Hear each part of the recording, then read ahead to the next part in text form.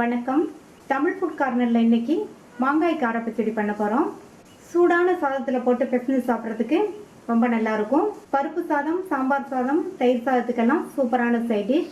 இட்லி தோசைக்கு தொட்டு சாப்பிட்றதுக்கும் ரொம்ப நல்லாயிருக்கும்.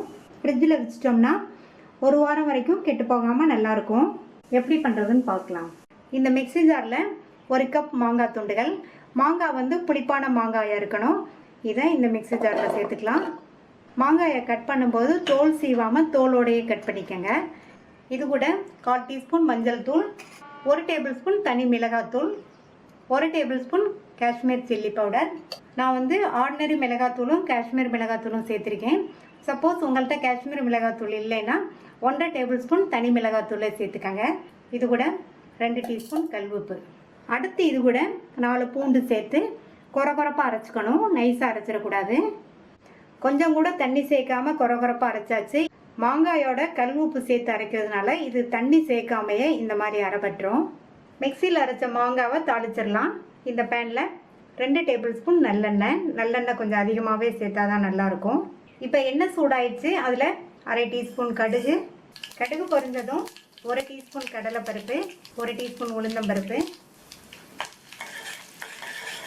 பருப்போட கலர்லாம் நல்லா மாறிடுச்சு. இது கூட 1/4 டீஸ்பூன் சீரகமும் நல்லா பொரிஞ்சதுக்கப்புறமா இது கூட 5 பூண்டை இடித்து வச்சுருக்கேன், அது சேர்த்துக்கலாம்.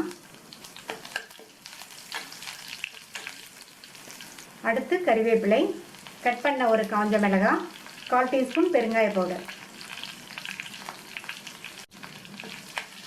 இதை நல்லா வதக்கி விட்டுக்கணும். இந்த தாளிப்பு இந்த பச்சடிக்கு வந்து நல்ல டேஸ்ட் கொடுக்கும், வாசனையும் கொடுக்கும். அடுத்து இதில் நம்ம அரைச்ச மாங்காய் விழுதை சேர்த்துடலாம்.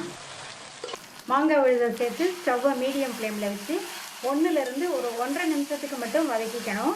அது போதும். அதுக்கு மேலே வதக்கினோம்னா இந்த பச்சடியோட டேஸ்ட்டு மாறிடும். மாங்காவும் கொஞ்சம் ரப்பர் மாதிரி இருக்கும். இந்த ஸ்டேஜில் உப்பு தேவைப்பட்டால் செக் பண்ணி சேர்த்துக்கோங்க. எனக்கு வந்து உப்பு கரெக்டாக இருக்குது. இப்போ 1.5 நிமிஷம் ஆச்சு, போதும். இதுக்கு மேலே வதக்கக்கூடாது. ஸ்டவ் ஆஃப் பண்ணிடலாம். டிஃப்ரெண்ட்டான மெத்தடில் ரொம்ப ஈஸியாக பண்ணக்கூடிய டேஸ்டான மாங்காய் கார பச்சடி தயாராகிடுச்சு. ட்ரை பண்ணி பார்த்துட்டு உங்கள் கமெண்ட்ஸை சொல்லுங்கள். தேங்க்யூ.